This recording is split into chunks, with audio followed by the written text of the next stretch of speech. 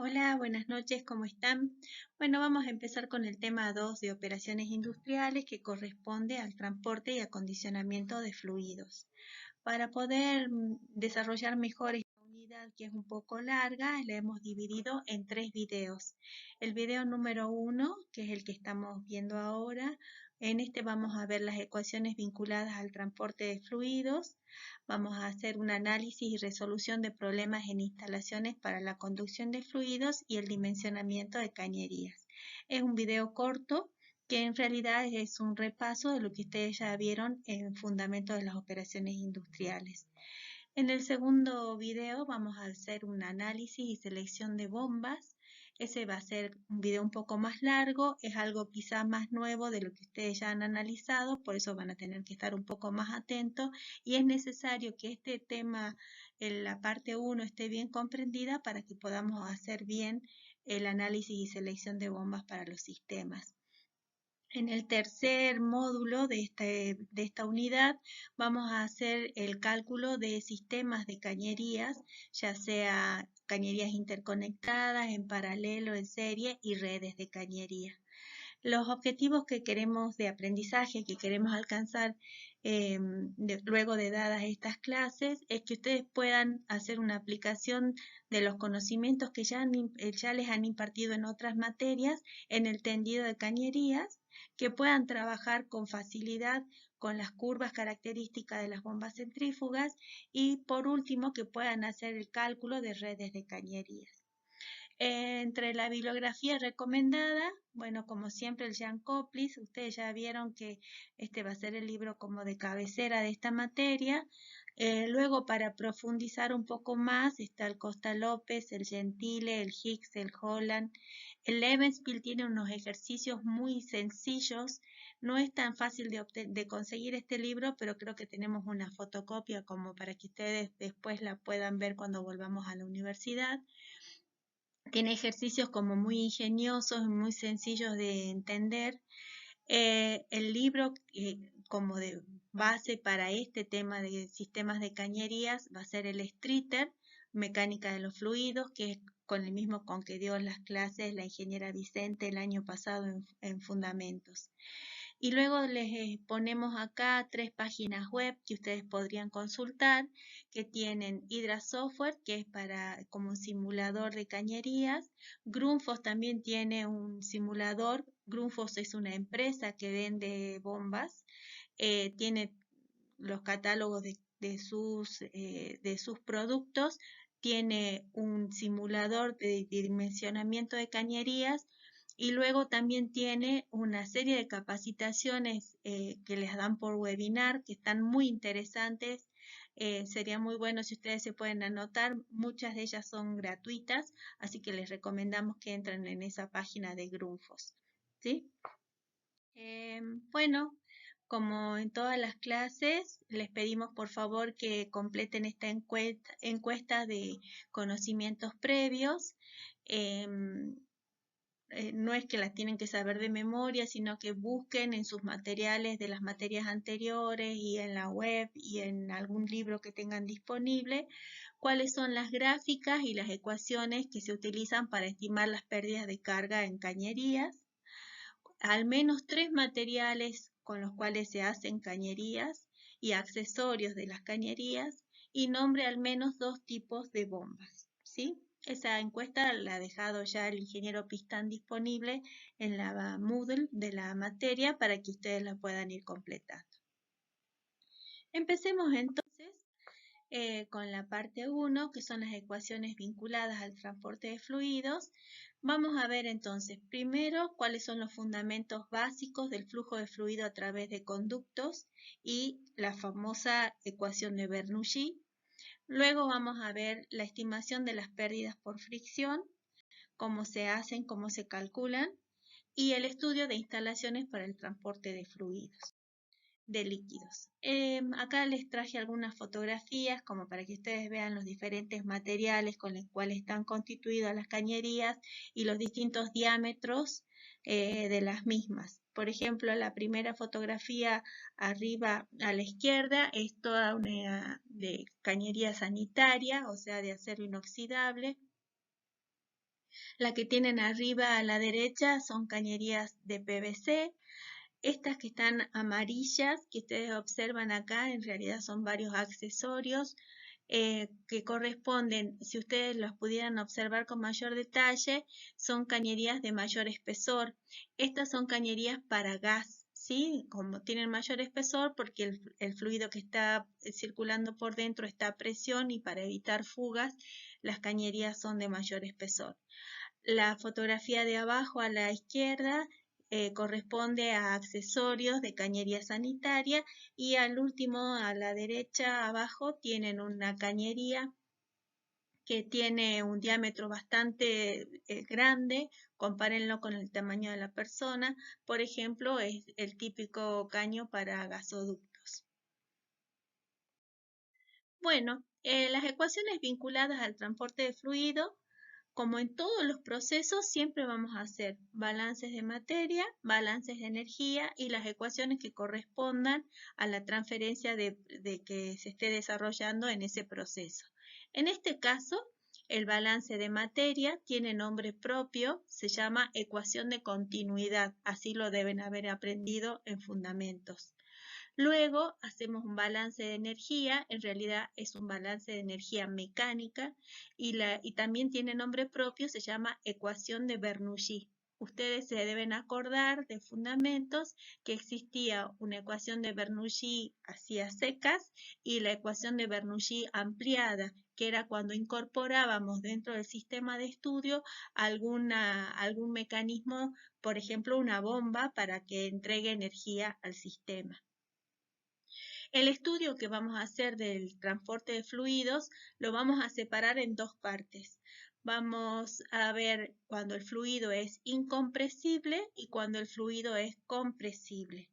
En esta materia nos vamos a dedicar sobre todo a los fluidos incompresibles. Los vamos a nombrar nada más a los compresibles y este tema lo van a profundizar cuando cursen instalaciones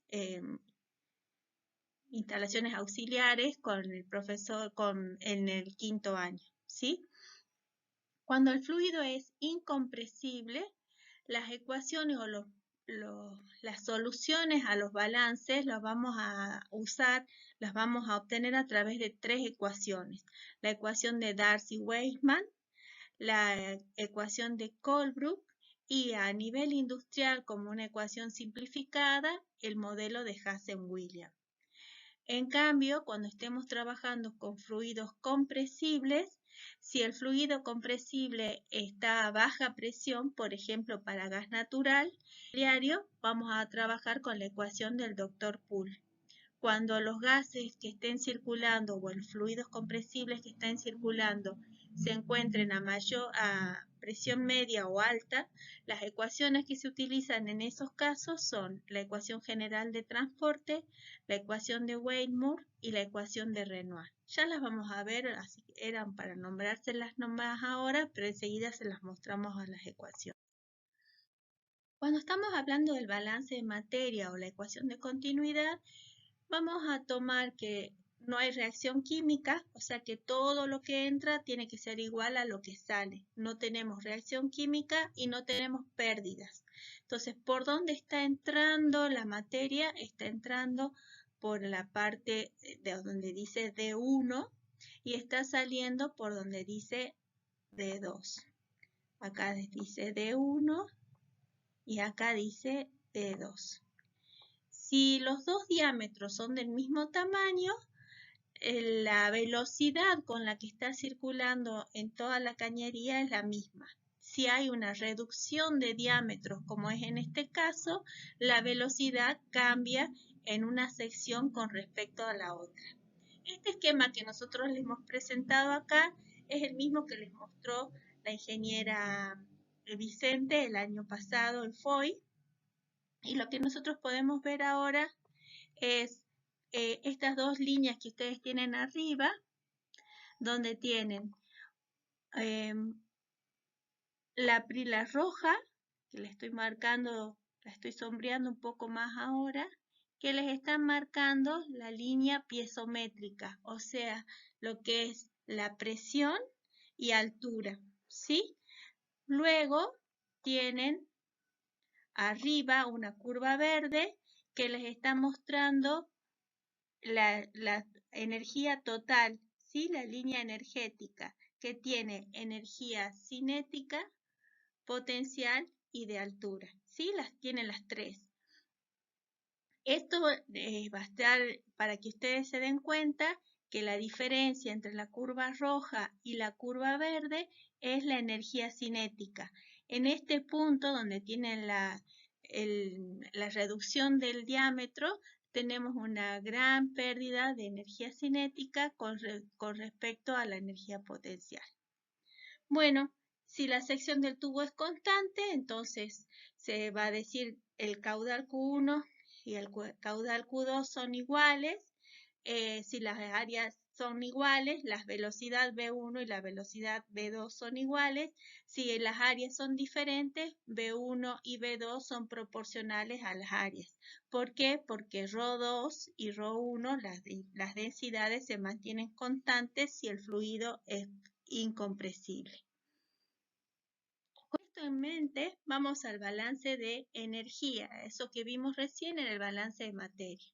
El balance de energía va a ser la ecuación de Bernoulli. No estamos haciendo un balance de energía total, sino solamente balance de energía mecánica. No estamos considerando calor y trabajo en este balance de energía, porque suponemos que se mantiene toda la misma temperatura y que salvo la bomba no hay otra forma de pasar el trabajo. Entonces, tenemos una cañería de succión que alimenta esta bomba. Este círculo que estaba representando acá es una bomba centrífuga. Acá tenemos los álabes que son los que van a generar el movimiento del fluido y tenemos una cañería de descarga. Tenemos un punto 1 de succión y un punto 2 de descarga. Cuando hacemos el balance de energía mecánica está constituido por tres parámetros, tres tipos de energía cinética, energía de presión y energía de altura. Luego lo mismo para la salida y tenemos que contabilizar no solamente cinética, energía potencial y de altura, sino también las pérdidas por fricción del fluido que va circulando por dentro de la cañería, y además tenemos que sumarle el trabajo que está entregando esta bomba. Estas pérdidas por fricción tienen que contemplar no solamente los tramos rectos de la cañería, toda esta longitud y toda esta longitud, sino también las pérdidas en los accesorios. Acá tendríamos, por ejemplo, la toba de entrada, la toba de descarga, este codo que tenemos acá y este otro codo que tenemos acá abajo. Para calcular las pérdidas por fricción en los tramos rectos y en los accesorios, tenemos el modelo de la ecuación de Darcy-Weisman, que nos dice que las pérdidas por fricción en el tramo recto es igual, si tomamos el factor de Fanning, 1/2 de B cuadrado sobre G por 4 factor de Fanning por L sobre D. Si estamos trabajando con el factor de Darcy, es 1/2 de G por B cuadrado por factor de Darcy, L sobre D. Y para los accesorios tenemos 1/2 de G por B cuadrado multiplicado por el K del coeficiente de rozamiento de ese accesorio. Si vemos un poco más la ecuación de Bernoulli ampliada, vamos a ver que en estos términos lo podríamos expresar también a los accesorios y a los tramos rectos dentro de lo que conocíamos o ustedes lo vieron en fundamentos como longitud equivalente. Entonces tenemos la longitud recta más la longitud equivalente de cada accesorio. Esto querría decir que estaríamos reemplazando un tramo recto de cañería que tiene la misma pérdida que un accesorio. ¿Sí? Esa sería la longitud equivalente de cada accesorio. En ese caso, la ecuación de Darcy se escribe igual que la otra que habíamos puesto, pero acá va la longitud total, que incluye los de tramos rectos más la longitud equivalente de los accesorios. El factor de fricción, este factor de fricción F sub F, Fanning o Darcy, dependen del Reynolds. Entonces, y el Reynolds depende de la velocidad. Entonces tenemos como un círculo de información que necesitamos para calcular el factor de fricción. Esa relación entre el factor de fricción y el Reynolds viene dada a través de, si se acuerdan del año pasado, a través de la ecuación de la gráfica de Moody, ¿sí? Y también los K de los accesorios o las longitudes equivalentes de los accesorios las pueden obtener a partir de tablas. Les muestro las dos cosas para que las tengan a mano para sus trabajos prácticos. La ecuación de Moody, el diagrama de Moody, perdón, nos mostraba cómo cambiaba el factor de Darcy, en este caso, en función del número de Reynolds. Nosotros teníamos que para la zona laminar, que era la que correspondía a bajos números de Reynolds o a bajas velocidades, tenemos hasta 2100 que el factor de Darcy se puede calcular como 64 sobre Reynolds. Cuando pasamos a la zona mayor que 2100, con el número de Reynolds mayor que 2100, entonces ahí tenemos que el factor de Darcy tiene una familia de curvas donde cada una de ellas depende del Reynolds y de la rugosidad relativa del material con el cual está construida la cañería. Para distintos materiales, en esta gráfica de Moody, por ejemplo, tienen cuánto es la rugosidad expresada en sistema británico y en sistema internacional, ¿sí? Con esos valores ustedes pueden cortar entre el número de Reynolds y la rugosidad que corresponda y leer el factor de Darcy. ¿Se acuerdan cómo era el Reynolds, no es cierto? Rho BD sobre mu. También lo podíamos escribir en función del caudal. Esa va a ser una tarea para la casa o para las clases ahora virtuales. Cómo se calcula el Reynolds en función de la velocidad o el Reynolds en función del caudal que está circulando. ¿Sí? Déjenla expresada y ténganla bien presente para los trabajos prácticos. El tema es que si nosotros vamos a hacer estos cálculos aplicándolos en una planilla de cálculo, no es posible que entremos al gráfico y cortemos el Reynolds con esto y leamos de acá y entremos y calculemos, porque lo que queremos hacerlo es hacerlo iterativo al cálculo. Entonces no podríamos entrar cada vez a la gráfica para hacer el cálculo. Por lo tanto, en ese caso, tenemos entonces que para la zona altamente turbulenta, tenemos algunas expresiones matemáticas que nos relacionan el factor de fricción con el número de Reynolds y la rugosidad. ¿Se acuerdan entonces en la zona de baja velocidad o de Reynolds menor que 2100? Estamos trabajando con 64 sobre Reynolds, esa va a ser la ecuación matemática que vamos a utilizar. En cambio, para altamente turbulento tenemos la ecuación de Colebrook, pero que tiene una dificultad. Tenemos el factor de los dos lados del igual, ¿sí? Es como iterativo. Entonces, hay una solución explícita para la ecuación de Colebrook, que es la que vamos a utilizar nosotros en la práctica, que nos permite calcular el factor de Darcy en función de la rugosidad y del número de Reynolds. Este modelo matemático, cuando es muy altamente turbulento, se independiza del número de Reynolds y depende exclusivamente de la rugosidad y podemos usar este modelo.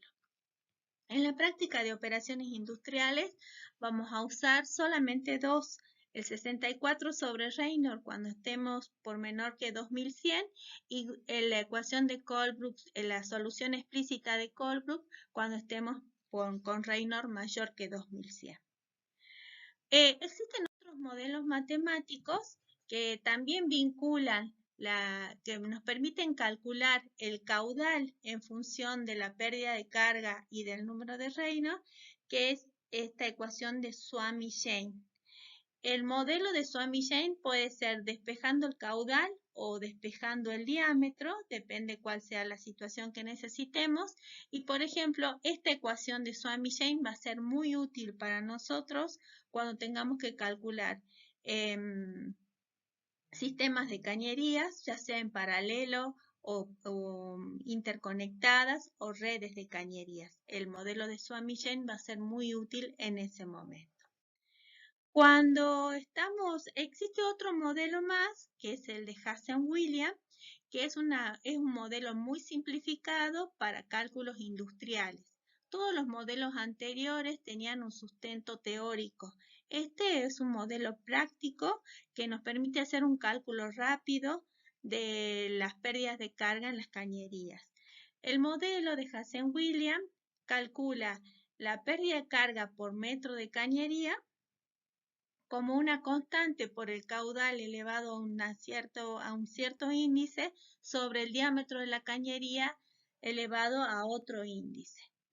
El valor de R tiene distintos números, distintos valores numéricos, según si estamos calculando en unidades inglesas o si estamos calculando en sistema internacional.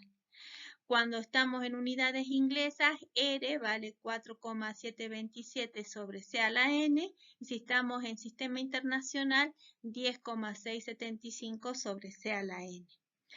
C es un coeficiente que depende de la rugosidad del tubo. Tenemos distintos valores de C de acuerdo al material con que está construida la cañería. Fíjense que las cañerías más lisas, con menos rugosidad, corresponden a C mayores, y las cañerías más rugosas o en peor estado o que aumentan más las pérdidas por fricción corresponden a C más pequeños. Los índices a los cuales están elevados, fíjense que Q está elevado a 1,852 y el diámetro está elevado a 4,87. Estos números, pues, ahora no se los tienen que acordar de memoria, pero luego cuando veamos los modelos matemáticos que vamos a utilizar en la materia, se van a dar cuenta qué está pasando con este 1,85 y con este 4,87. ¿Sí?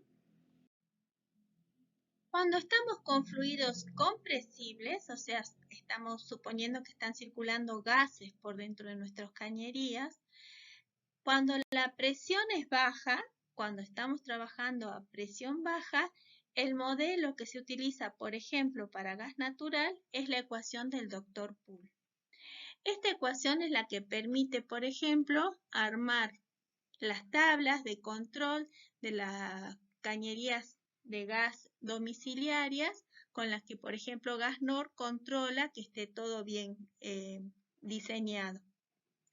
Esta ecuación del Dr. Poole se puede despejar el diámetro en función del delta de P o se puede despejar el caudal en función del delta de P, para saber si el diámetro es el correcto y si los caudales que están circulando son los correctos para una cañería ya dimensionada. Fíjense que en este caso aparece, porque estamos a baja presión, el delta de P como lo tenemos planteado siempre, P2 menos P1, ¿sí? Esto es para la caída de presión común P2 menos P1 en una cañería. Este parámetro que aparece acá, es la gravedad específica, es la densidad del gas referida a la densidad del aire. ¿Se acuerdan que cuando trabajamos con líquidos, decíamos que la gravedad específica era la gravedad del líquido A sobre o referida a la densidad del agua a la misma temperatura? Cuando estamos trabajando con gases, la unidad de referencia es el aire atmosférico, ¿sí? En todas las instalaciones para gas natural se adopta que S es igual a 0,65, o sea, el gas natural es 0,65 de la densidad del aire. Para el resto de las unidades, para usar esta ecuación del Dr. Poole, necesitamos que el diámetro de las cañerías esté en centímetros, que el caudal esté expresado en metros cúbicos por hora, el delta de P en milímetros de columna de agua y L en metros. ¿Sí? Esta entonces es la ecuación que se utiliza para diseñar los sistemas de gas natural domiciliario.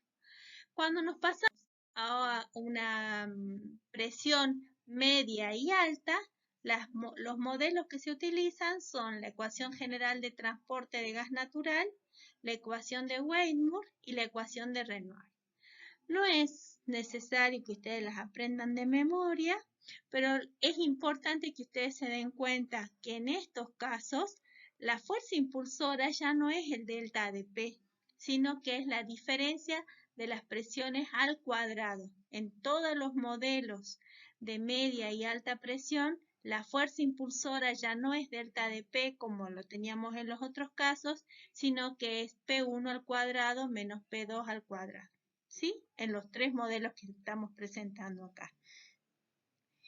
Con el ingeniero Darío tenemos una tablita donde ustedes pueden comparar o pueden, tomando el modelo lineal que teníamos para fluidos incompresibles, cómo quedaría el R y el N para el Dr. Poole, general de transporte, Weymouth y Renoir. En Dr. Poole el N es 2 y el R es 1,66 por L sobre D a la quinta, ¿sí? Y bueno, fíjense que en el caso de Renoir, el D es 4,82 y si, bueno, justo estoy tapando yo con el videíto el N para Renoir, pero está cerca de 1,80 y algo, que eran los números que yo les decía que tengan en cuenta que Hazen-Williams tomaba como índices para el diámetro y para el caudal en el modelo de Hazen-Williams, ¿sí?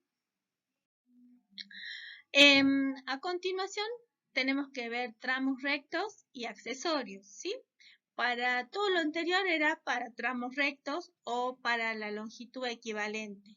Acá tenemos una tabla o un diagrama que nos permite estimar la longitud equivalente de distintos accesorios.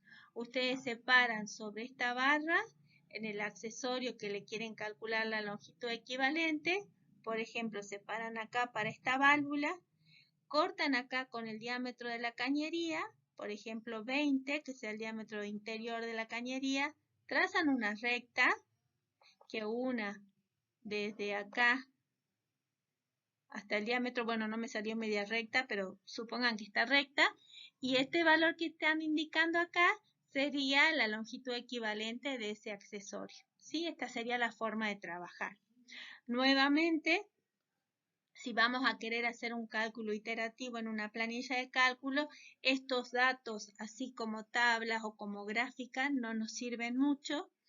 En otros años, los alumnos lo que han hecho han sido tomar varios valores, ¿sí? Y hacer una correlación para saber cómo varía la longitud equivalente de este accesorio con respecto del diámetro de la cañería. En ese caso, fíjense que acá están dando, en la otra gráfica era para longitudes equivalentes, esta tabla que está sacada del Perry nos está dando el valor de la constante, del coeficiente de pérdida cinética en algunos accesorios, ¿sí? Fíjense que tenemos valores que van desde el más bajito, que es el que corresponde a una válvula de compuerta abierta, que es 0,17, a una válvula de cierre esférica que tiene un K de 70, ¿sí? O sea, esto se puede reemplazar por un tramo de cañería de 0,17, mientras que este necesitamos reemplazarlo en el cálculo por un K, por un tramo de cañería de 70. A continuación está la misma información, pero está, fíjense, doble columna. Tenemos para cada accesorio los factores de fricción que corresponden al valor de K y por otro lado tenemos la longitud equivalente para cada uno de los accesorios, ¿sí? Esta información está sacada del PERRI también, del Manual del Ingeniero Químico, y con el ingeniero Darío y unos compañeros de ustedes de años anteriores hemos traducido esta tabla. Está en cada uno de los accesorios más comunes con el K y el L ya en castellano. Para el flujo de los fluidos dentro de las cañerías, para que las cañerías no vibren y no se estropeen, se recomiendan velocidades de circulación. Esta información estamos sacándola del Manual del Ingeniero Químico El Valiente Barderas. Ustedes tienen acá, si el fluido es un vapor, entre 0 y 2 kilogramos por centímetro cuadrado, las velocidades recomendadas son de 20 a 30 metros por segundo. Si es un líquido en una tubería, la velocidad recomendada para evitar vibraciones es de 0,5 a 2,5 y así para cada uno de los fluidos que están circulando. Como colorario de este tema, de esta primera parte del tema 2, les vamos a dejar disponible una planilla de cálculo que se llama Planilla Caños 2020, que tiene varias pestañas, ¿sí? En la primera pestaña de potencia, lo que ustedes van a encontrar son fórmulas para calcular la potencia de las bombas en distintas unidades. Luego van a tener unas tablas donde están las cañerías estándar. Quiere decir, está en la cañería como ustedes la pueden ir a comprar en cualquier parte con un diámetro nominal. Por ejemplo, dicen una cañería de 2 pulgadas y Schedule 40. Entonces, para cada una de estas cañerías de Schedule 40, cuál es el diámetro interno, cuánto es el espesor de la cañería y cuál es la cédula o schedule. ¿A qué nos referimos con schedule? Es el grosor o el espesor de la cañería. Hay cañerías de schedule 40 y hay cañerías de schedule 80. Si el schedule es mayor, es porque el espesor de la cañería es mayor, lo cual permitiría que soporte mayores presiones, o cuando el fluido que está circulando es muy tóxico o podría causar algún daño cuando se rompa esta cañería, entonces conviene hacerla circular por una cañería de schedule mayor. En la siguiente capa tiene las propiedades del agua, a distintas temperaturas, cómo va cambiando la densidad y la viscosidad del agua, y lo tienen en términos de sistema internacional y en el sistema inglés. En la próxima pestaña tienen los cálculos de las pérdidas de carga en función del diámetro. En esto van a tener como una pequeña secuencia de cálculos utilizando algunas funciones lógicas del Excel, por ejemplo la función lógica SI, para que hagan un cálculo si la cañería está con un Reynolds menor que 2100, o otro cálculo si la cañería está con un valor mayor que 2100 para el Reynolds. Y también les mostramos la función solver o la función buscar objetivo para alcanzar un estándar que les están pidiendo en ese ejercicio. La próxima ventana tiene rugosidades de materiales para distintos materiales, por ejemplo, acero al carbono, acero inoxidable, PVC, cuánto es el valor de la rugosidad. Y luego tienen algunos accesorios para que tengan las pérdidas de carga, que es la misma tablita que les mostramos recién, que hemos traducido en la cátedra. El último ejercicio, la última pestaña, perdón, es la que les mostramos un formato de cómo presentar la información que les va a venir bien para cuando luego hagamos los cálculos de las bombas necesarias para cada sistema de ecuaciones, ¿sí? Para cada sistema de cañerías. Bueno, como en todas las clases, por favor manden un mensaje a través de la Moodle indicando qué tema quedó bien claro de esta clase y qué tema no se llegó a comprender con claridad, a fin de poder resolver las dudas que tengan antes de empezar la próxima clase. Muchas gracias. Hola, buen día. Ahora vamos a empezar a ver la parte 2 del tema de transporte y acondicionamiento de fluidos. Como ya habíamos explicado, hemos visto en la parte 1 las ecuaciones vinculadas al transporte. Ahora vamos a analizar el análisis y selección de bombas. Como recordatorio de lo que ya habíamos visto, hemos visto cuáles son los fundamentos básicos del flujo de fluidos, hemos hablado sobre la ecuación de Bernoulli, hemos estimado las pérdidas por fricción a través de las gráficas de Murphy o también a través de relaciones, y hemos visto el estudio de las instalaciones para el transporte de fluidos. Les habíamos dejado también una planilla, CAINES 2020, donde tenían algunos cálculos básicos que pueden utilizar para esta segunda etapa de la unidad 2. Lo que vamos a ver ahora entonces es el transporte y acondicionamiento de fluidos. Vamos a ver el análisis y la selección de bombas. Vamos a ver las características de las bombas, las condiciones operativas para evitar el problema de cavitación, que va a ser el máximo problema que tienen las bombas centrífugas. Vamos a ver los criterios simplificados de diseño y las especificaciones y usos de catálogos. Una bomba centrífuga se representa esquemáticamente a través de este círculo que tiene una entrada por el ojo de la bomba, por el centro, y una salida radial. Ese es el esquema, pero estas son las fotos verdaderas de las bombas. Por ejemplo, acá ustedes pueden ver el cuerpo de la bomba, el ojo, el punto de entrada del fluido, la descarga tangencial, y lo que están viendo atrás es el motor que acciona esta bomba. Acá tienen otros modelos de mayor tamaño, acá tienen bombas conectadas a los equipos, acá tienen una serie de bombas conectadas a una cañería, y acá tienen la bomba con la curva característica que la representa. También pueden encontrar bombas como esta, que son bombas sumergibles, donde la bomba, el cuerpo de la bomba va a estar dentro del fluido donde quieren hacer la extracción. Las bombas entonces son aparatos destinados a extraer, elevar e impulsar un fluido en una dirección determinada. Convierte la energía entregada por un elemento mecánico en energía del fluido, cinética, potencial o de presión. Las bombas pueden ser de desplazamiento positivo o rotodinámicas. Dentro de las de desplazamiento positivo tienen las reciprocantes, las rotatorias, y dentro de las rotodinámicas, las centrífugas, las periféricas o las especiales. En el caso de esta materia vamos a analizar específicamente las bombas rotodinámicas centrífugas de flujo radial, mixto o axial. Una bomba, ¿cómo funciona la bomba centrífuga? Cuenta con un elemento móvil, que es este que tenemos acá, que se denomina impulsor, ¿sí? Donde un cierto número de álabes, cada uno de este que está esquematizado acá tendría 3 álabes, dirigen el movimiento de las partículas del líquido dentro de la carcasa de la bomba, ¿sí? El impulsor gira,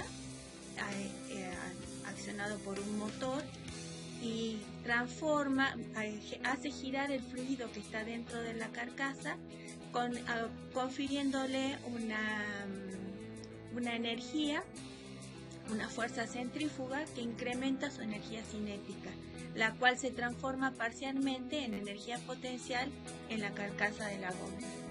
Para la conversión de la velocidad que se imprime dentro de la carcasa al fluido en presión, se emplean difusores, que pueden ser, como en este caso, el difusor que ustedes observan acá, o si no, la voluta de la bomba, ¿sí? Dependiendo del diseño de la bomba.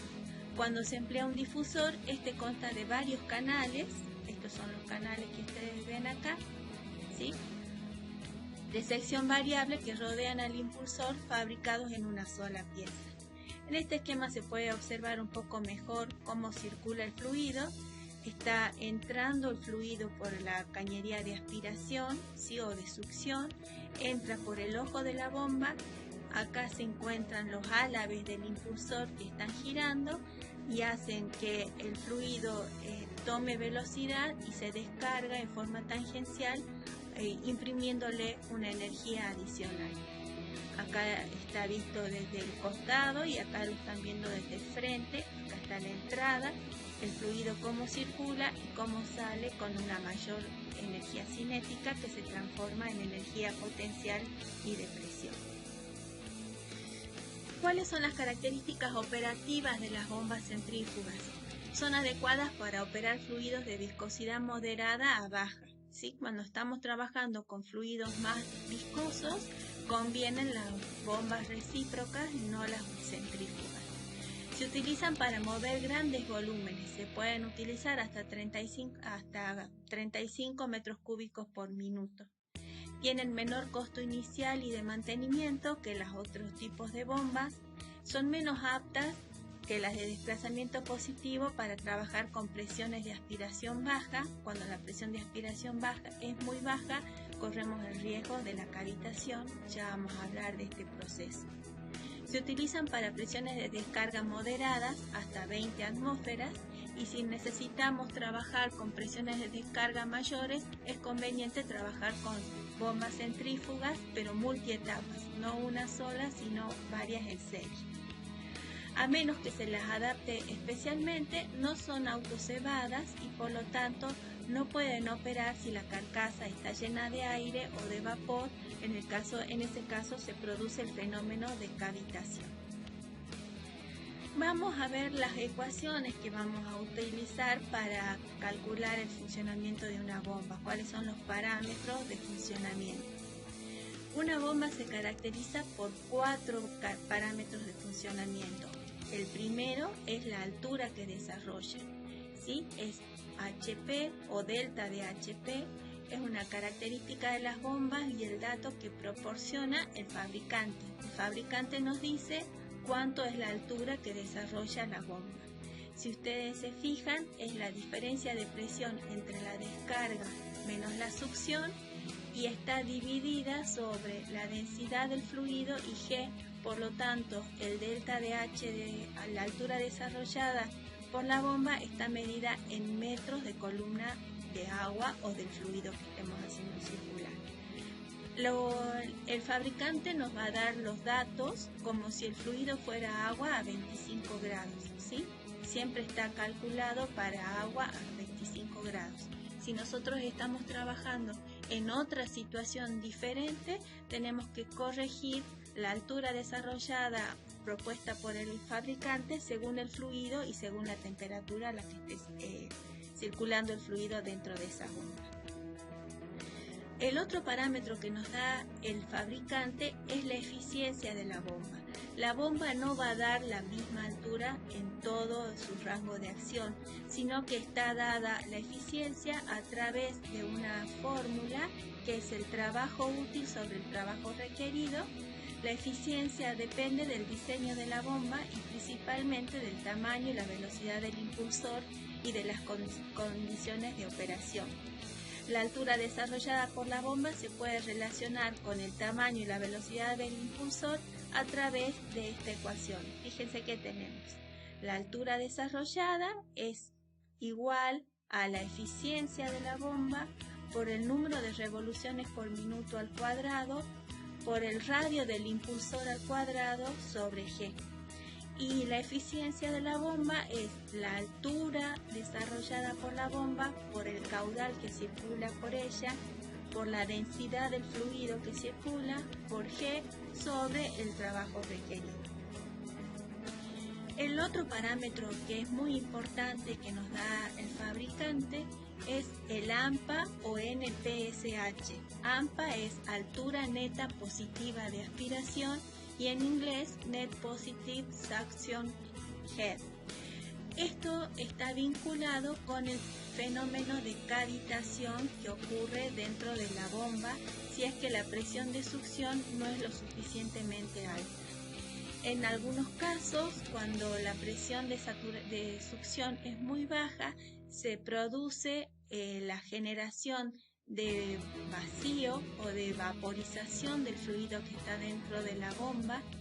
Estas pequeñas gotas de vapor o de gas que se generan dentro de la bomba actúan como piedras sobre los álabes, ¿sí?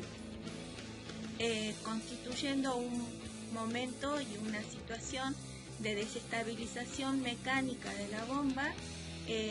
Esto hace vibrar la bomba, puede romper totalmente los álabes como si estuvieran golpeándose con piedras.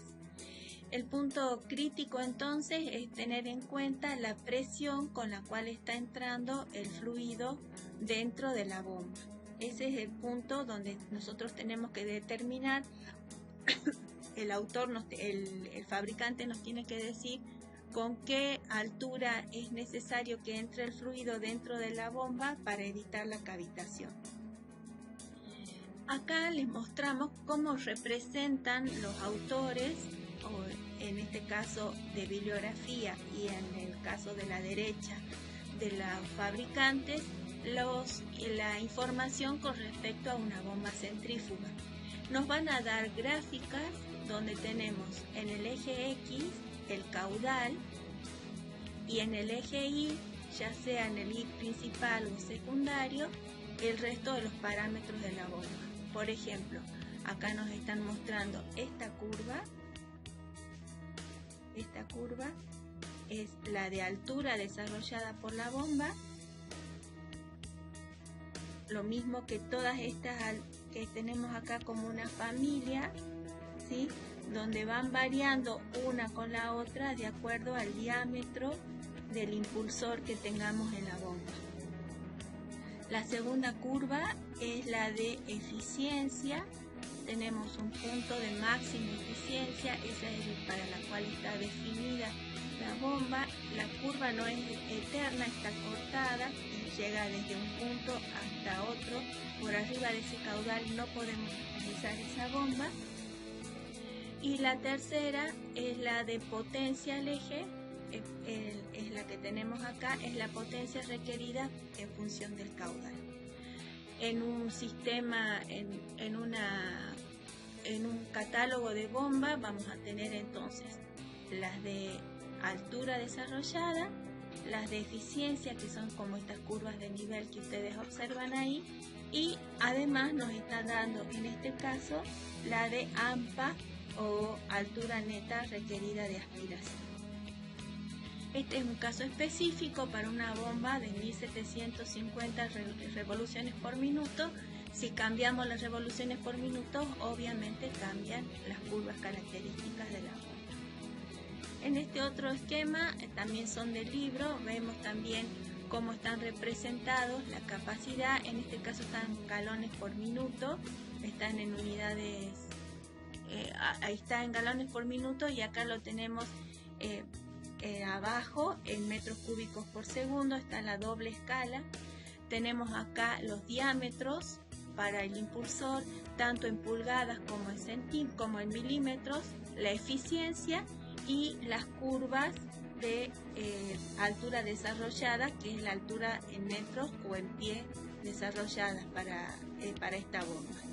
Lo mismo como más simplificado, pero fíjense que acá estaba dado para una dada de revolución por minuto, variando el álabe, el diámetro del álabe, y en la gráfica que tenemos abajo es la misma situación para un diámetro constante, variando las revoluciones por minuto. Si es que tuviéramos un motor donde pudiéramos hacer cambios de la velocidad de giro. Acá tenemos la situación, la curva característica de distintos modelos de bombas, ¿sí? Una de centro de rotación, centrífugas, mixto con impulsor, ¿sí? Va cambiando y entonces van cambiando las curvas características de esa bomba.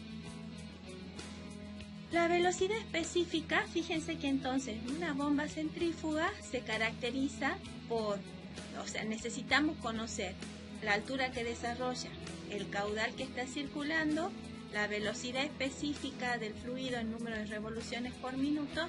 Por lo tanto, entre los tres parámetros constituimos uno solo que la puede representar totalmente, que se denomina velocidad específica. La velocidad específica es la relación que existe entonces entre el número de revoluciones por minuto, el caudal elevado a la 1/2 y la altura desarrollada elevada a la 3/4. Conociendo la velocidad específica de una bomba, puedo compararla con otra en iguales situaciones, ¿sí? Para saber cuál es la más conveniente para el servicio que tengo que prestar en un sistema. Veamos cómo se constituye un sistema de bombeo. Estos dos que nosotros estamos presentando en estos esquemas son simplificados.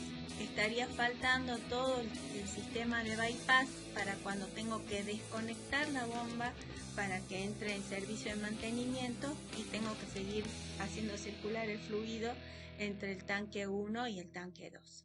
Bueno, al tanque 1 lo vamos a llamar tanque de succión, ¿sí? Y al tanque 2, el tanque de descarga.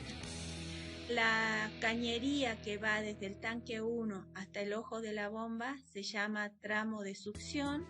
En este caso tendríamos un tramo recto y dos válvulas y un codo en el tramo de succión. En el tramo de descarga tenemos un tramo recto, dos válvulas y un codo también en el tramo de descarga. Estamos considerando el espejo de agua del tanque 1 como el que nos va a medir como el Z1 y la presión 1, la altura 1 y el Z1 y la presión 1, y en el tanque 2 la presión 2 sobre el espejo de agua y también la altura 2 sobre el espejo de agua.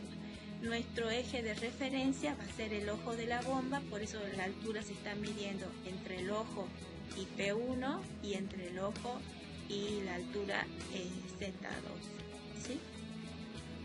En el otro esquema, fíjense que la succión está siendo tomada desde el fondo de un tanque, o sea, la altura del tanque está por debajo del ojo de la bomba, ¿sí?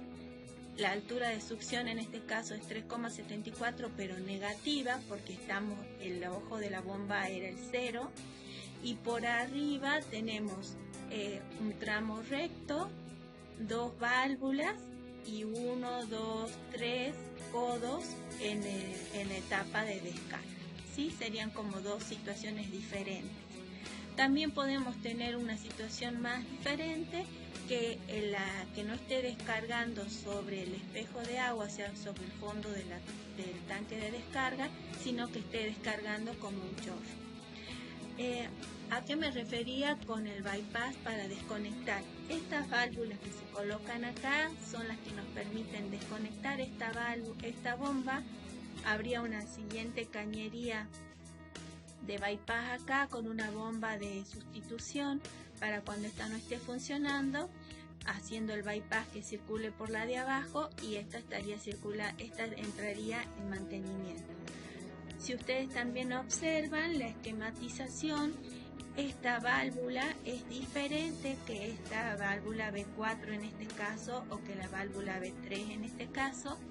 Cuando el esquema de la válvula presenta esta T encima, quiere decir que se trata de una válvula de control de caudal, mientras que estas son simplemente de conexión, ¿sí? Para poder desconectar luego la bomba.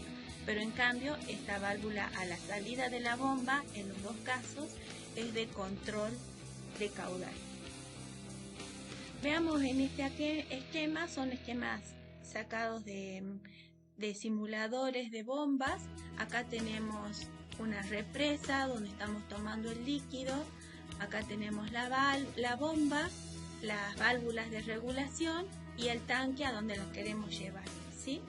Lo mismo en este otro caso, fíjense, esta es una bomba sumergible, la bomba está acá abajo, está sumergida dentro del fluido que estamos por extraer y la estamos llevando a través de una válvula de regulación hacia el lugar donde necesitamos el fluido extraído. Bueno, este era el tercer caso que les mostraba. Teníamos acá estaba descargando en el fondo del tanque de succión de descarga y en este otro caso está descargando como un chorro.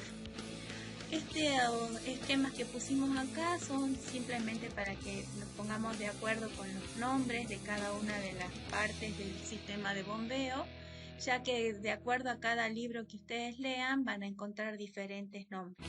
Nosotros acá vamos a adoptar como 1 la altura de succión. Y como 2, la altura de descarga. Como P, como S, la condición de succión, y como D, la condición de descarga.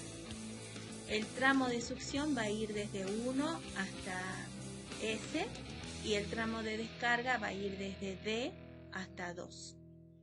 Lo mismo en este otro caso. Vamos a aplicar entonces la ecuación de Bernoulli, que la vimos la clase pasada, y elegimos convenientemente los puntos 1 y 2 para hacer los cálculos.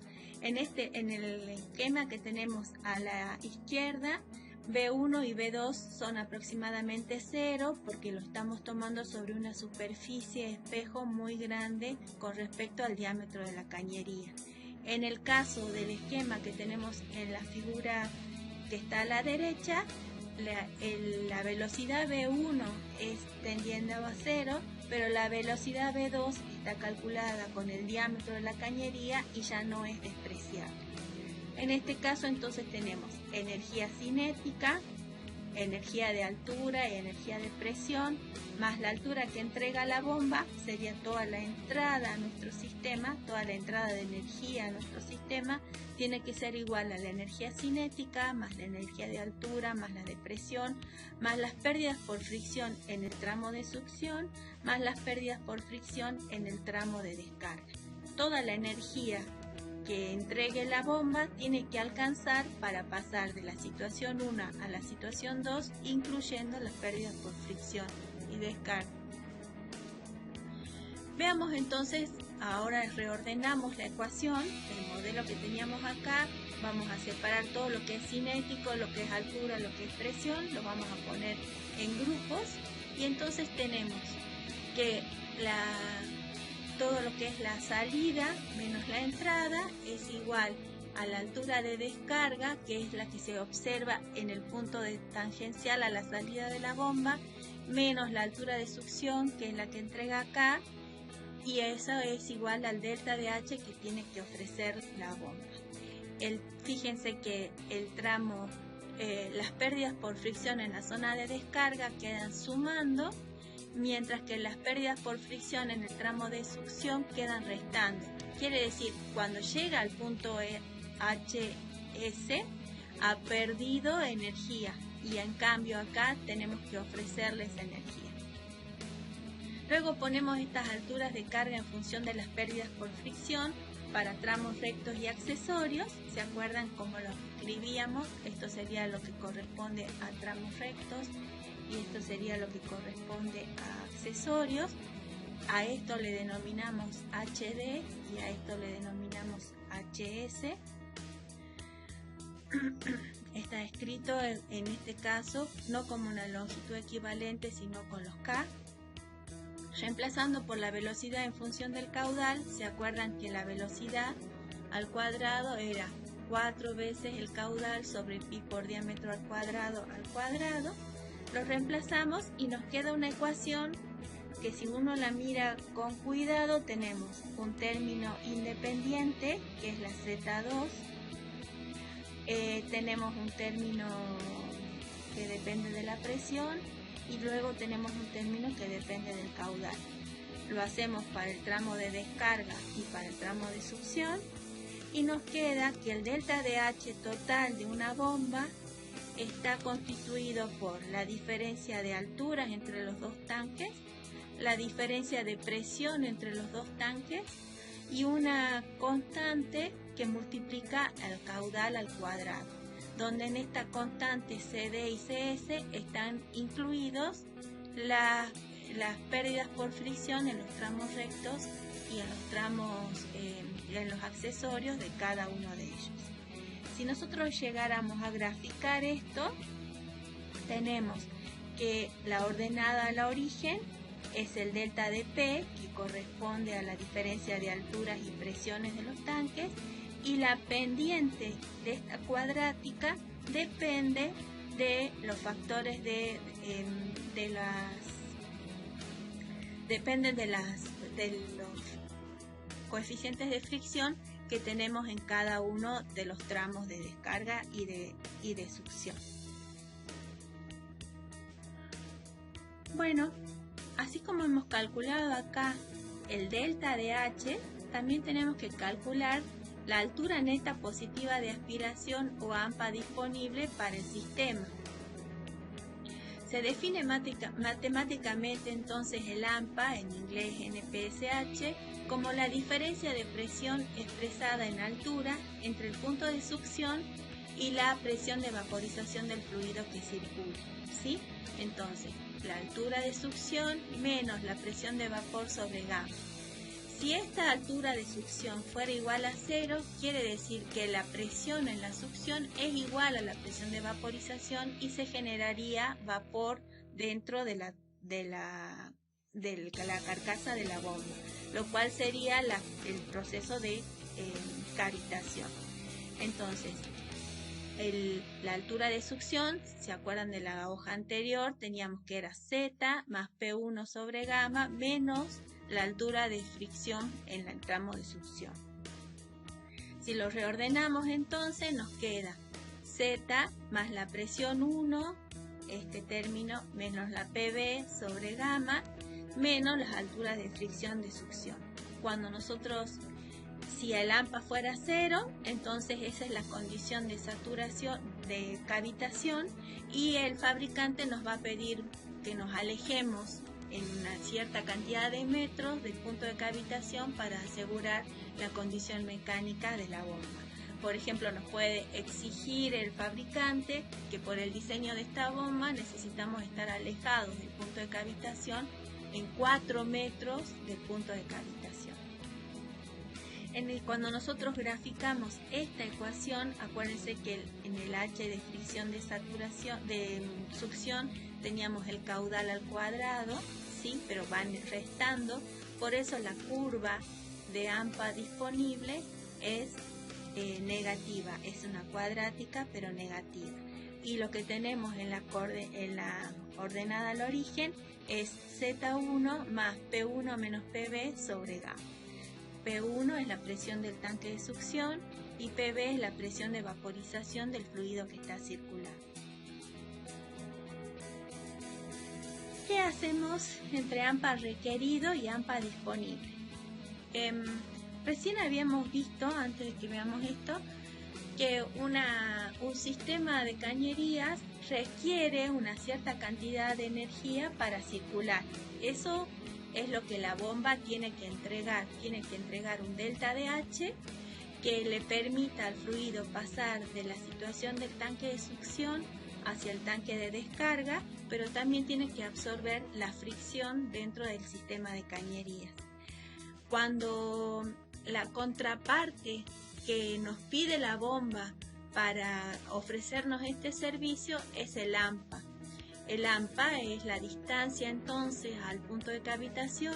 Para que la bomba pueda funcionar correctamente, el sistema le tiene que asegurar que está alejado del punto de cavitación. Entonces, el AMPA requerido es el que el fabricante define de acuerdo a las condiciones mecánicas de diseño de la bomba, y el AMPA disponible es la presión abastecida por el sistema hidráulico externo a la bomba y depende exclusivamente de las características hidráulicas de la red externa, pero no de toda la red, sino del tramo de succión.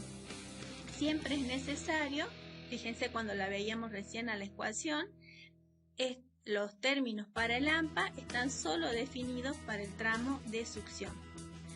Cuando nosotros entonces necesitamos que el AMPA disponible sea siempre mayor que el AMPA requerido, ¿sí? Entonces el AMPA disponible tiene que ser el AMPA de succión menos la presión de vapor igual a Z menos la diferencia de presiones menos una componente que tiene en cuenta la fricción en el tramo de succión por el caudal que está circulando en la cañería. ¿Qué podemos hacer? Fíjense que podemos esquematizar en una misma gráfica la altura que desarrolla la bomba con la altura requerida por el sistema, el AMPA que requiere la bomba y el AMPA que ofrece el sistema y el AMPA requerido por la bomba. En esta situación, en la primera, ¿sí?, que era como si estuviera funcionando así la bomba, nos damos cuenta que para este punto de operación, que es donde cruzan la línea de operación el delta de H de la bomba y el delta de H del sistema, este sería el caudal de operación. Pero en este caudal de operación, el AMPA requerido es mayor que el AMPA disponible. Por lo tanto, la bomba estaría cavitando. La entrega de energía sería suficiente, pero el AMPA no estaría permitiendo que no se genere la cavitación. Por lo tanto, una solución para este caso es estrangular la válvula que teníamos a la salida de la bomba, con lo cual generamos una mayor pérdida de fricción dentro del sistema. La curva aumenta su pendiente, pasamos a un punto de operación con un caudal más bajo y en este punto ya solucionamos porque el AMPA disponible es mayor que el AMPA requerido por la bomba. Otra forma de solucionar un problema de cavitación, si es que en el cruce tuviéramos esta situación, podríamos cambiar la velocidad del rotor a una velocidad menor de manera de bajar la situación y llegar a una situación donde el AMPA disponible sea mayor que el AMPA requerido. Como ven, no siempre es posible trabajar con una bomba por más que su delta de H sea adecuado, si es que no cumplimos con los requisitos que corresponden al AMPA. ¿Sí? Tienen que cumplirse las dos cosas a la vez. Estas son algunas soluciones, por ejemplo, entonces estrangular el flujo, estaríamos trabajando con un flujo menor y en este otro caso también con un flujo menor, pero reduciendo la velocidad de circulación dentro del flujo. ¿Cómo vamos a seleccionar entonces una bomba? Una bomba entonces la vamos a seleccionar no solamente por el delta de H, sino también por la eficiencia y por la potencia al eje y por el AMPA requerido y el disponible en el sistema. Nuestras bombas tenían una curva que circulaba, esta es la de la curva que nos da el fabricante de la bomba y esta es la de nuestro sistema. El punto de cruce entre la curva de la bomba del fabricante y la curva que nosotros obtenemos de la gráfica de nuestro sistema, ese es el punto de operación de la bomba. En este caso, si ustedes se fijan, podría ser que este nivel de líquido esté muy abajo y este líquido esté muy abajo, entonces tenemos en realidad no un punto de operación, sino una zona de operación de la bomba, de acuerdo a cómo estén cargados estos dos tanques. Entonces podríamos operar la bomba en todo este rango, siempre que nos dé bien el AMPA, siempre teniendo en cuenta qué AMPA tenemos disponible. Entonces lo que hacemos es, tenemos acá la curva de nuestro sistema. ¿Cómo la sacamos? Con la ecuación de Bernoulli, como les mostrábamos en la tabla planilla Caños 2020. Ustedes pueden ir variando el caudal y con eso, con los parámetros del sistema, calculan el delta de H del sistema, que sería la curva amarilla que está acá. Luego tienen el fabricante que les da distintos rotores, en este caso para una misma bomba. Pueden transformar esta información en una planilla de cálculo, la ponen toda junta y ustedes podrían decir que la bomba naranja con el rotor, supongan que sea el de 2052, opera con este caudal. La bomba azul opera con este caudal y la bomba violeta opera con este caudal, ¿sí? Esto lo calculan con los datos del sistema y esta es la información que les da el fabricante.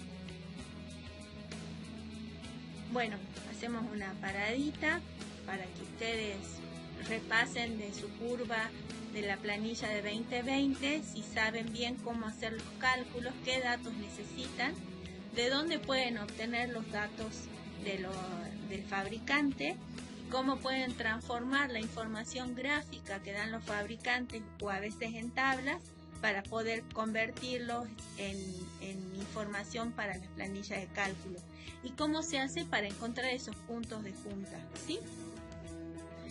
A continuación les mostramos los simuladores comerciales. En general nosotros trabajamos sobre todo con Grundfos, porque nos resulta muy cómodo y porque varias veces ha venido gente de Grundfos a darnos las clases sobre este tema para mostrarnos sus aplicaciones. Apenas podamos levantar la cuarentena, vamos a ver de invitar a Marcos Gaufín, que es un exalumno y que está encargado de bombas Grundfos acá en Salta, para que les pueda venir a explicar cada uno de ellos. Bueno, cuando ustedes entran en Grundfos, les van mostrando cómo se esquematiza. Tienen la bomba, tienen la válvula para controlar el caudal de salida. Esta sería una forma para resolver el problema de cavitación, ¿sí? Regulando el caudal. La otra es regulando la velocidad del motor. Esta es la forma en que se esquematiza la regulación de la velocidad del motor. Y la tercera sería cambiando el diámetro del impulsor, que puede ser pasando, fíjense que acá les están mostrando el diámetro original y acá lo están reduciendo a un diámetro menor. Acá les están mostrando cuando cambian el caudal cómo se genera una nueva pérdida. Esta está la bomba estrangulada, esto estaría aumentando la fricción en el tramo de succión, por eso la curva del sistema se transforma en esta otra curva del sistema y esta es la nueva situación de operación de la válvula, de la bomba. Acá sería regulando la velocidad, lo que les explicaba teóricamente, o sea, cambiamos el número de revoluciones por minuto y de acuerdo al número de revoluciones por minuto, si uno graficara acá la curva del sistema, operaría en distintos caudales. La tercera sería cambiando el diámetro del impulsor, así como cambiaba el número de revoluciones, podríamos hacer cambiar el diámetro del impulsor y estas serían las gráficas para distintos diámetros del impulsor, la misma bomba, la 65250, pero con un diámetro de impulsor más pequeño. Bueno, acá les están mostrando cómo cómo se relacionan el caudal, la altura y la potencia de la bomba en cada una de estas situaciones, y es lo que nosotros vamos a denominar, estas son algunas de las soluciones para el problema de cavitación. Si se fijan, todo depende de la cavitación que tengamos en la bomba. Algunas soluciones, cuando el AMPA disponible no es suficiente para operar la bomba, algunas de las soluciones pueden ser elevar el nivel del líquido en el tanque cisterna, ¿sí? Con esto aumentaría Z1. Bajar la ubicación de la bomba, con esto cambiaría la posición del 0 para que sea mayor el Z1. Reducir las pérdidas por fricción en las cañerías de succión, entonces por ejemplo en vez de poner codos, ponemos curvas o cambiar el diámetro de la cañería por un diámetro mayor en el tramo de succión para reducir el número de pérdidas, o enfriando el líquido transportado para disminuir la presión de vapor. Estas condiciones son válidas cuando estamos haciendo el diseño. Si el equipo ya está instalado, si la cañería ya está instalada, no va a ser posible hacer estos cambios. Y sobre todo, por ejemplo, si nosotros necesitamos que el fluido esté transportado a una cierta temperatura, tampoco vamos a poder cambiar la temperatura del fluido transportado. Estas serían situaciones de cambio cuando estemos en la etapa de diseño, si es que es posible. La otra opción es bajando la revolución de rotación. En ese caso necesitamos bombas con motor de velocidad variable, usando otro impulsor, comprando una bomba de área más grande o de doble succión, sobredimensionando la bomba para abastecer esta situación o colocando dos bombas más pequeñas en paralelo que me permitiría cubrir los problemas de cavitación. Bueno, estas son las distintas soluciones. Cuando nosotros tenemos tuberías en serie, tenemos un diámetro 1 acá, un diámetro 2 acá, lo que está pasando es, tenemos la pérdida por fricción en el tramo OA, la pérdida por fricción en el tramo AB, y acá sería de todo el tramo, sería la curva que está arriba, y este sería el punto de operación para toda la cañería. Si las cañerías están en paralelo, nosotros tenemos el tramo AC, sería desde el punto A hasta el punto C, el tramo AB sería desde el punto A hasta el punto B, y el tramo ABC, que sería desde acá, incluyendo los dos tramos, estas se están haciendo en horizontal, y este sería el punto operativo total de las cañerías. Bueno, si tenemos aguas subterráneas, las bombas, fíjense, el tramo de succión está por debajo en el pozo, esta sería la altura del pozo, y esta sería la altura que nos está dando a nosotros la altura de succión. Las bombas pueden estar conectadas en serie o bombas en paralelo. Cuando trabajamos con bombas en serie es cuando tenemos, fíjense, el caudal que está circulando por las dos bombas es el mismo, pero la primera bomba nos da un delta de H1, la segunda bomba un delta de H2, y el delta de H total de este sistema de bombas es la suma de los dos, con caudal constante. En cambio, las bombas en paralelo, la caída de presión en cada una de las bombas es la misma, delta de H, porque siempre se mide desde el punto de inicio hacia el punto final, y es el mismo por la vía de la bomba 1 que por la vía de la bomba 2. En este caso, lo que se suman son los caudales ante un mismo delta de H. ¿Cuándo operar con bombas en serie y cuándo operar con bombas en paralelo? Vamos a trabajar con bombas en serie cuando la altura que tenemos que desarrollar es muy grande y no podemos conseguirla con una sola bomba. Entonces, en este caso usamos una batería de bombas en serie, que cada una de ellas nos va elevando un poco la presión hasta lograr la altura total. En cambio, cuando trabajamos con bombas en paralelo, es en aquellos casos donde el caudal de operación es muy grande, ¿sí? Entonces trabajamos una parte del caudal con una bomba y otra parte del caudal con otra bomba, o cuando los caudales son variables. Por ejemplo, supongan en el abastecimiento de agua de una ciudad. Nosotros tenemos horarios picos donde activamos la bomba 2 y en los horarios normales dejamos solo circulando en el caudal 1.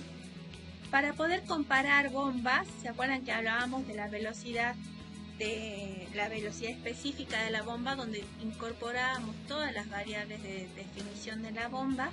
Y también podemos compararlas a través de las leyes de afinidad. Por ejemplo, entre una bomba 1 y una bomba 2, la relación de caudales está dada a través de las velocidades N1 y N2, revoluciones por minuto en 1 y 2. La altura desarrollada por una bomba 1 con respecto a la 2 es proporcional al cuadrado de las revoluciones por minuto, y la presión desarrollada por la bomba P1 y la bomba P2, o la potencia consumida, es proporcional al número de revoluciones 1 a 2, pero al cubo. Todo esto para un diámetro constante. Si nosotros hacemos variar el diámetro, pero mantenemos la velocidad de rotación constante, la relación de caudales depende de la relación de diámetro, la relación de altura depende del cuadrado de la relación de diámetro, y la condición de potencia consumida depende del diámetro al cubo, ¿sí? Esto para comparar dos bombas con la misma velocidad de rotación. Si ustedes entran, por ejemplo, en Hydra Software, pueden entrar en los tutoriales y aplicar las leyes de semejanza de datos, que esto sería más o menos lo que estábamos viendo recién. Van poniendo las revoluciones de la velocidad de rotación, el diámetro del impulsor le cambian alguna de las dos, ya sea la velocidad de rotación o el diámetro, y les calculan la nueva condición de la bomba, ¿sí? En este caso, fíjense, las curvas características se expresan para el agua. Si nosotros tenemos que, estas son de libro, no son de catálogo. Si ustedes tienen, esto está hecho solo, todo lo que están hechos en los catálogos, como les decía, está para agua. Si uno tiene que cambiar el fluido, tiene que cambiar entonces la viscosidad, sobre todo es la que más afecta, la densidad y la viscosidad. Acuérdense que cuando nosotros calculábamos los factores de fricción, aparecía el número de Reynolds, y en el número de Reynolds aparece Rho y Mu, y ahí necesitamos cambiarlo si es que no es agua el fluido que está circulando. Acá les mostramos otros modelos, estas son de grupos. Tenemos las curvas características para este modelo de bomba, tenemos la altura desarrollada, la eficiencia, tenemos la presión desarrollada y tenemos el NPSH para la bomba 1 y para la bomba 2. Y acá tenemos para otro modelo de bomba, donde además está incluido la curva del sistema que estábamos analizando para ver que en este punto tenemos la máxima eficiencia, y esta es la AMPA requerida y esta es el AMPA requerido. Bueno, en el práctico de esta parte, la parte 1, que va a ser buscar la información que necesitan para resolverlo, va a ser tomada como evaluación por tema. La aplicación de los conocimientos adquiridos entendidos de cañería, que sería lo primero que hemos visto en la parte 1. El trabajo con curvas características lo vamos a ver en la parte 2. Y el costo y disponibilidad de bombas en la región lo vamos a ver en la parte 3. Espero que haya quedado más o menos claro. Cualquier cosita me consulta. Como siempre, por favor llenen un mensajito a través de la Moodle indicando qué tema quedó muy claro en esta clase y cuáles no llegaron a comprender para repasarlos en la próxima clase. Muchas gracias. Hola, buenas tardes. Bueno, comenzamos entonces con la tercera parte del tema 2, transporte y acondicionamiento de fluidos. Ahora ya habíamos visto las ecuaciones vinculadas al transporte de fluidos por cañerías y hemos visto el análisis y selección. Como repaso, entonces habíamos visto la ecuación de Bernoulli, la estimación de las pérdidas por fricción, ya sea por longitudes equivalentes o con el parámetro de energía cinética que se pierde en cada accesorio. También hemos visto el estudio de las instalaciones para el transporte de los fluidos. Para eso hemos dejado a disposición del curso esta planilla Caños 2020, que tiene algunas secuencias de cálculos que les van a ser de utilidad, como así también información sobre cañerías estándar, propiedades del agua, rugosidad de materiales y accesorios. En la parte de las bombas, hemos hablado sobre bombas centrífugas, hemos hablado de las curvas características que están asociadas al funcionamiento de estas bombas, con las cuales nosotros podemos decidir cuál es la bomba más conveniente para nuestro proceso o para nuestro transporte.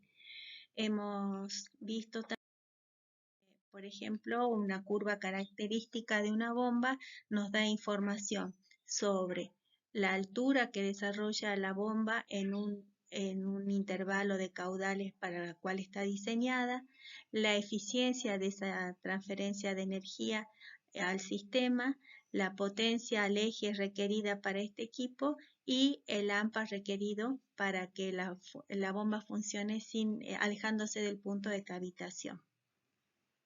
Acá les poníamos dos ejemplos y en el segundo ejemplo teníamos trazada también la curva de necesidades de energía del sistema que salía de la ecuación de Bernoulli. Entonces en esta gráfica estamos uniendo el tema 1, la parte 1 y la parte 2 de este tema 2, donde en este sería el punto de operación, este es el requerimiento del sistema, la bomba que se utiliza.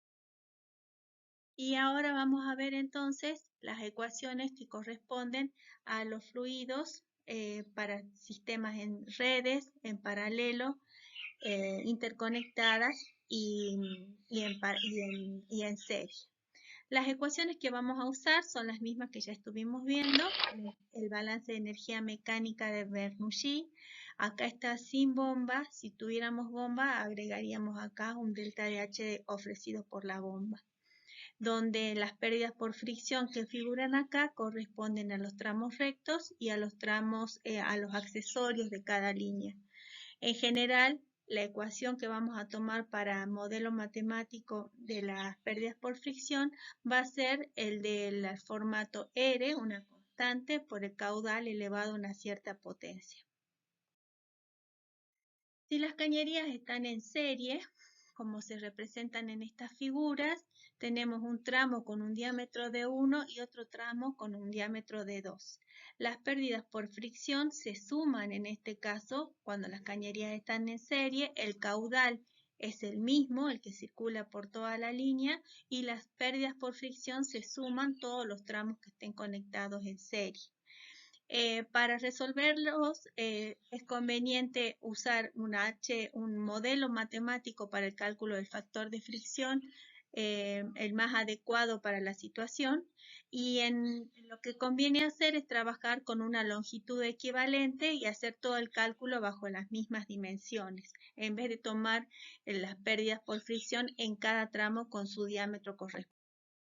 Entonces, cuando estamos trabajando con longitudes equivalentes, si usamos la ecuación de Darcy, la longitud equivalente al tramo, supongamos que elijamos el diámetro de 1, el tramo de 2, la longitud equivalente va a ser la relación entre los diámetros por la relación de los factores de fricción en cada uno por L1.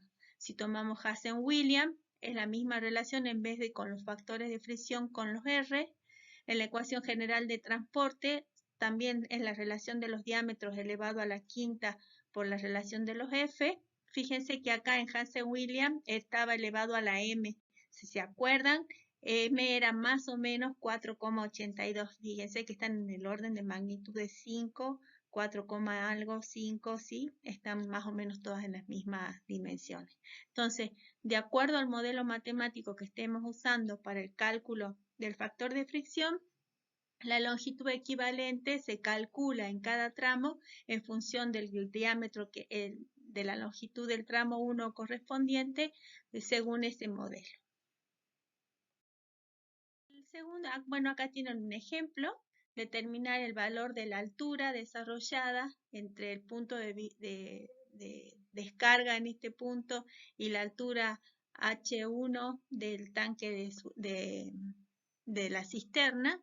Entonces tenemos el tramo L1 tiene 40 metros, el tramo L2 tiene 28 metros, el diámetro de 1 es 0,1 metros y el diámetro de 2 es 0,14 metros. La tubería es de hierro colado en mal estado y hay pérdidas entre el punto B y C en expansión en C. Entonces acá este sería A, este sería B y este sería C. ¿Sí? Bueno, nosotros lo que deberíamos hacer entonces es calcular la relación D sobre D, el más chiquito sobre el más grande, obtener el valor de K para el punto de expansión que tenemos acá y utilizar la ecuación que corresponda para hacer el cálculo. Con los datos que tenemos acá, la tubería es de hierro colado en mal estado, encontramos la rugosidad, la viscosidad del fluido, que está, si no dice nada, lo tomamos a 20 grados, que es 998,2 como si fuera agua, y con esos datos hacemos los cálculos. El segundo caso corresponde a cañerías en paralelo. Lo que estuvimos viendo recién eran cañerías en serie, donde el caudal se mantenía y la pérdida de carga se sumaba. En el caso de las ecuaciones de cañerías en paralelo, lo que ocurre es que se suman los caudales y la pérdida de carga entre los dos puntos es la misma, a la inversa de lo que veíamos en sistemas en serie. El caudal se suma y la pérdida de carga es la misma en todos los tramos. Como hay varias formas de resolver sistemas en cañerías en paralelo, muchas veces se propone un caudal acá, se distribuye el resto de los caudales y se hace una sumatoria, un solver, hasta que se igualan, que las tres pérdidas de carga sean iguales. La forma más conveniente, y en este caso va a ser muy útil, va a ser la ecuación de Suomi-Jain, porque el delta de H, el HL que figura acá y que figura debajo de mi imagen, es el mismo para las tres cañerías. Entonces, y el diámetro de cada una de ellas, podemos determinar con la ecuación de Suomi-Jain cuál es el caudal que está circulando en cada una. Por ejemplo, acá nosotros hemos planteado con el ingeniero Solá en su momento y con Darío y con Angélica Arenas algunos trabajos de investigación para publicar sobre cómo hacer los cálculos sistematizados en los sistemas en paralelo. Nosotros hemos dividido la información que tenemos del sistema en datos del fluido, datos de la cañería, donde tendremos tantas columnas como líneas tenga nuestro sistema, y ya sea que sea un dato, que la pérdida de carga entre el punto A y el punto B sea un dato y lo ponemos acá, y en cada una de estas líneas lo que hacemos es calcular con Suomi-Jain cuánto es el caudal que circula en cada uno de ellos. También podría ser que nosotros no sepamos el delta de H, entonces calculamos los caudales y podemos hacer un solver hasta que el caudal sea el caudal que está circulando por la línea A o por la línea B, estimando un delta de H como una función del solver a buscar. El modelo sería el que tengamos cañerías interconectadas. Suponemos que tenemos 3 tanques, en este esquema 3, pero podrían ser la cantidad que ustedes quieran. Fíjense que este tanque 1 lo hemos hecho presurizado, por eso tiene tapa, o sea, no está a presión atmosférica, sino que puede tener una presión diferente de la atmosférica. Esto le da más robustez a la metodología de cálculo para cualquier tipo de sistemas de tanques interconectados. Tenemos 3 tanques, en este caso 3 líneas, y todas las líneas se unen en un punto de junta. Lo que nosotros no sabemos es en qué dirección se están moviendo estos fluidos. Si el tanque 1 es cisterna o es fuente o a donde llega el fluido. Tampoco lo sabemos para el tanque 2 y tampoco para el tanque 3. Porque aunque nos dan los niveles, las cañerías pueden ser muy largas y el fluido estar circulando en el sentido contrario. Lo que sí se sabe es que el punto de junta, ¿sí? La sumatoria de todos los caudales de entrada tiene que ser igual a la sumatoria de todos los caudales de salida, porque no puede haber acumulación de materia en el punto de junta.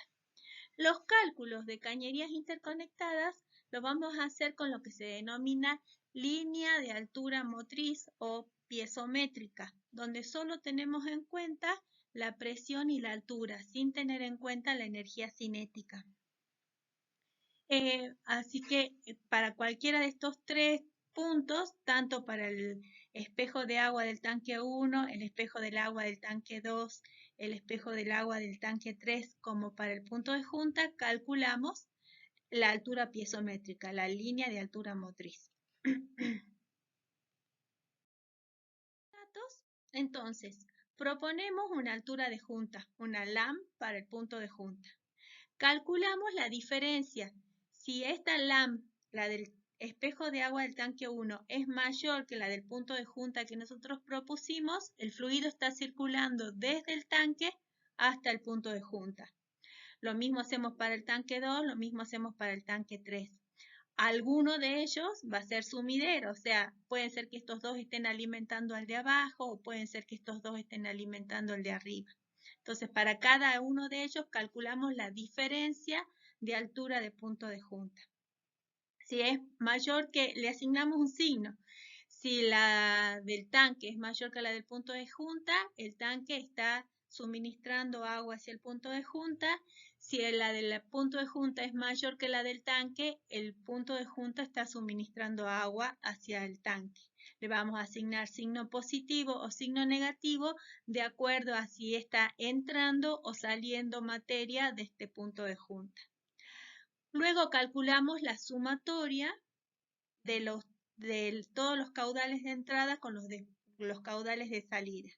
Si es igual a 0, o sea que se está cumpliendo el balance de materia, la ecuación de continuidad, entonces estaba bien definido el punto de junta, el LAM del punto de junta. Si no nos diera así, deberíamos iterar hasta que la sumatoria de los caudales en el punto de junta con sus respectivos signos nos den positivo.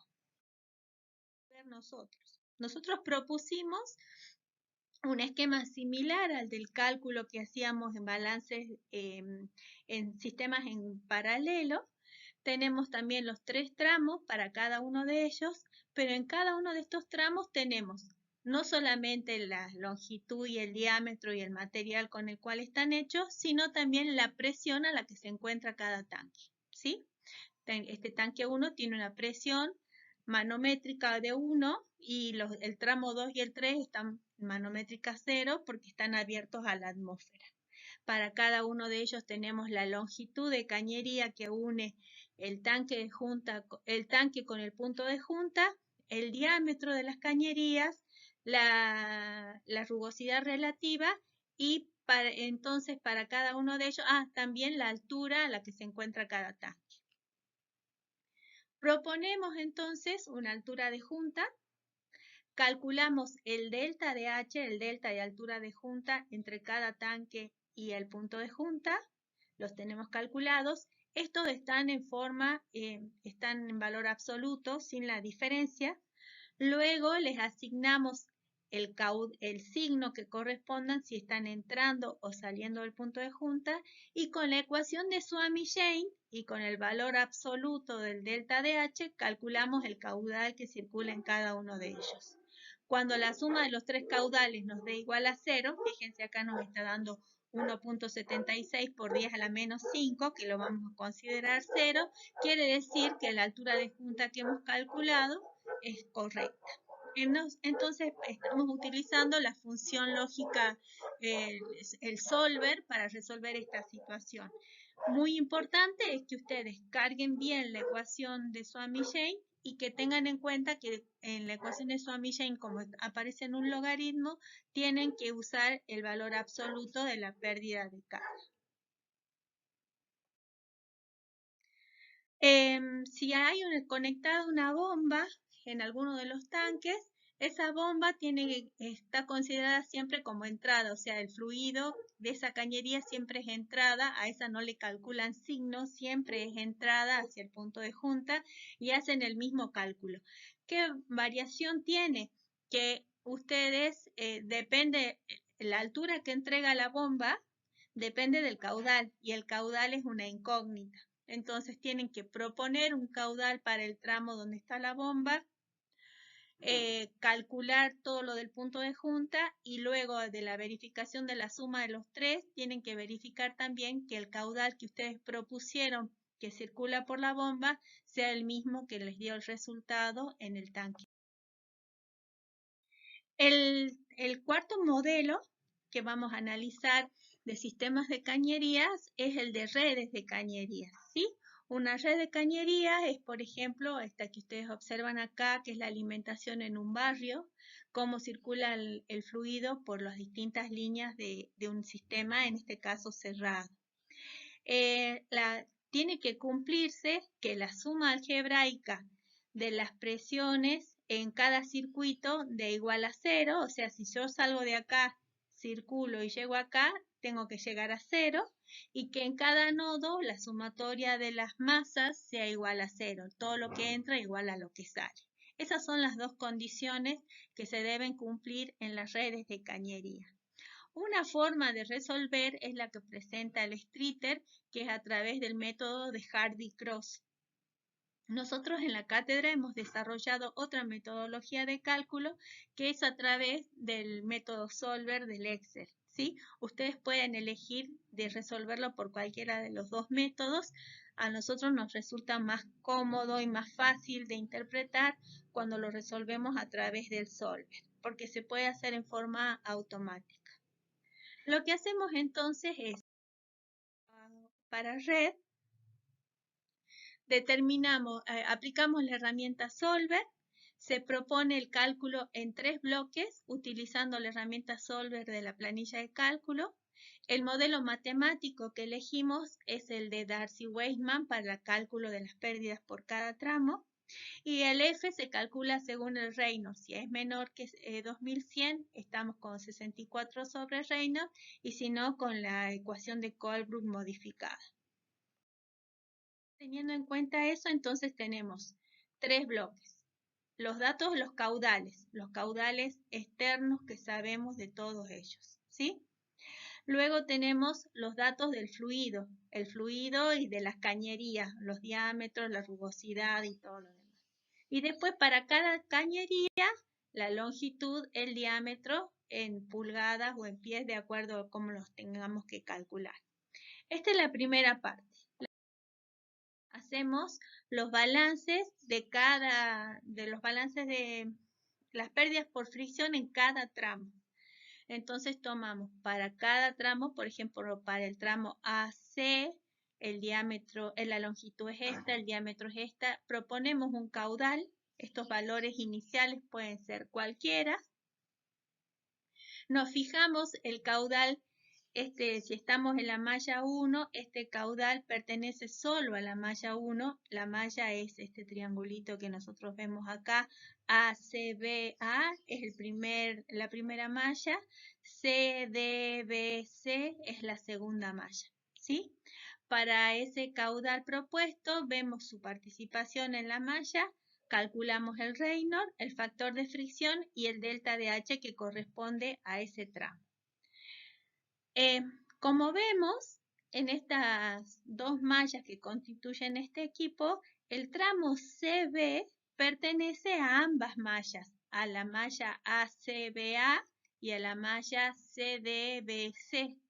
Entonces, el caudal es el mismo, pero tiene distintos signos para la malla, para el sentido de la malla 1 y para el sentido de la malla 2.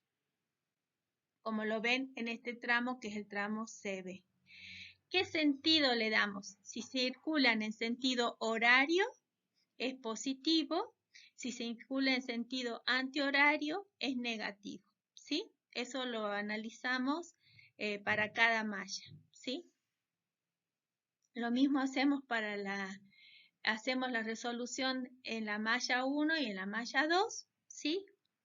Y en el tercer bloque planteamos los balances de materia en cada nodo, Y esto tenemos que tener la particular atención de proponer el sentido de circulación cuando planteamos los balances de materia, siempre en sentido positivo de circulación. Entonces planteamos los balances de materia en sentido positivo de circulación y tenemos la sumatoria de las corrientes de entrada igual a la sumatoria de las corrientes de salida. Cuando nosotros logramos que todos estos balances sean iguales y que la sumatoria de las mallas, esa sería sean iguales, la sumatoria de cada malla sea igual a 0, es porque hemos logrado resolver los caudales que circulan en cada tramo. Para esta segunda parte del práctico, la primera parte habíamos visto los cálculos de las cañerías y el uso de las curvas de las bombas centrífugas. En esta segunda parte vamos a hacer cálculos de sistemas en paralelo, en serie, interconectados y redes de cañería. Y vamos a ver como tercera parte de este práctico la reglamentación vigente para las redes de cañerías de sistemas de gas natural. Bueno, esta clase ha sido más cortita que las otras, aunque la práctica puede llegar a ser la más larga. Espero que se haya comprendido. Si no, como siempre, avisan qué es lo que quedó bien claro de este tema y qué es lo que necesitan que reforcemos de estos conceptos antes de empezar el próximo tema.